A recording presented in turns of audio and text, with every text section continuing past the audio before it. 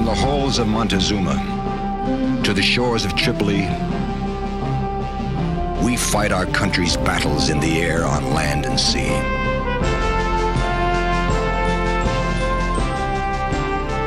First to fight for right and freedom, and to keep our honor clean.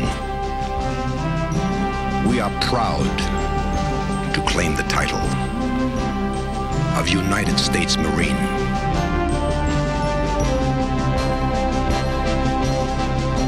On November 10th, 1775, a few young Americans got together, and they were called Marines.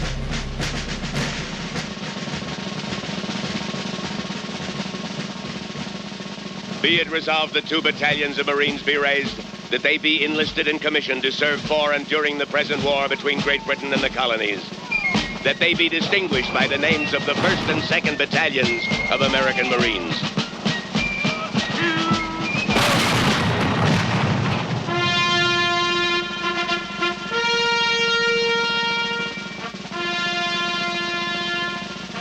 These were the men called Marines. One whose words you will hear was Captain John W. Thomason.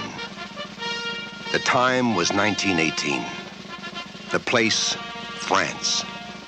But what John Thomason wrote about his Marine comrades speaks for every man who has worn the uniform, from 1775 to today.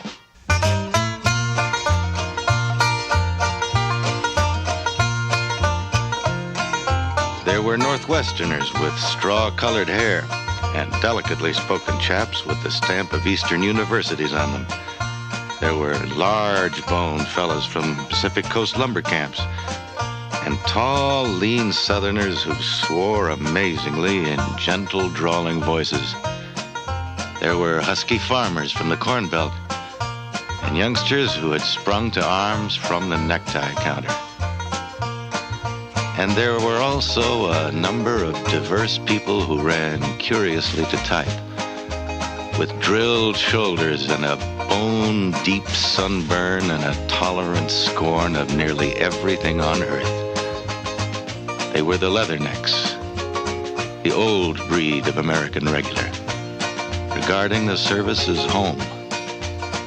And they transmitted their temper and character and viewpoint to the high-hearted mass which filled the ranks of the Marine Brigade.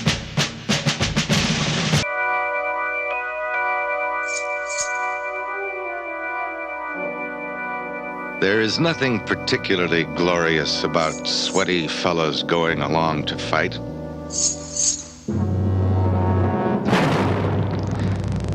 And yet they represent a great deal more than individuals mustered into a division.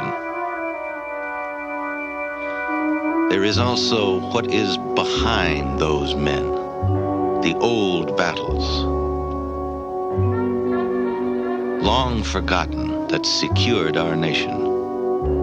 Traditions of things endured and things accomplished, such as regiments hand down forever, and that abstract thing called patriotism, which I have never heard combat soldiers mention.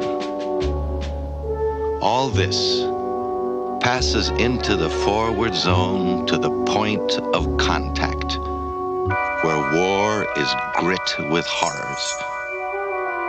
And common men endure these horrors and overcome them, along with the insistent yearnings of the belly and the reasonable promptings of fear. And in this, I think, is glory.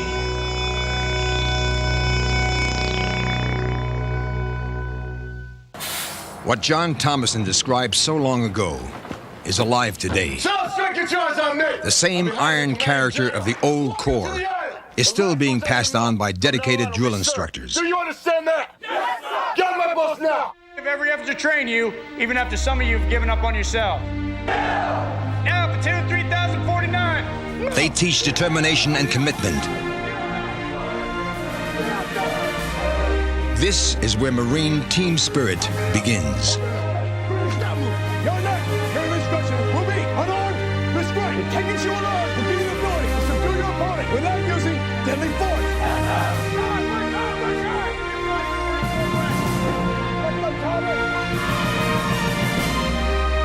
It's here that these young Americans grasp a full understanding of what it is to be a Marine. It's here that they become once and for all Marines. That noble inheritance of tradition and honor is carefully handed down. All the valor and glory that Marines have accomplished on the battlefields of American history is a heritage that's still very much alive today.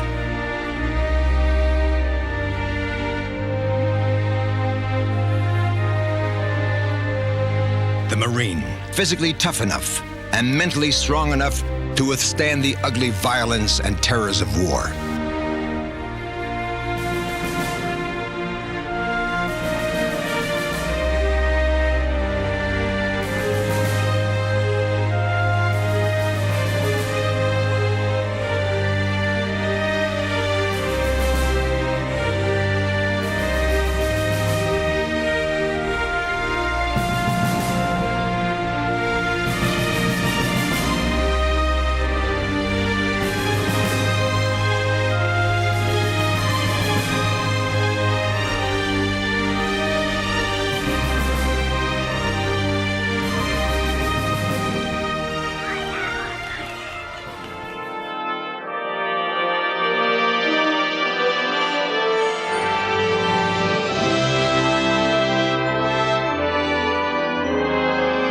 They came from the east and the west, the north and the south, the cities and the farms, all drawn together by a common challenge and a privileged reward. The right to be called Marine, to share the traditions of an elite corps.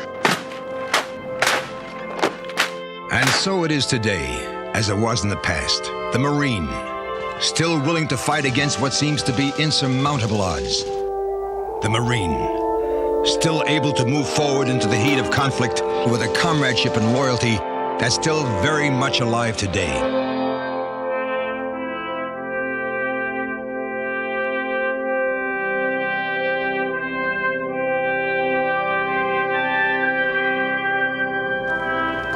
That fiery spirit and pride still burns through in the minds and hearts of Marines.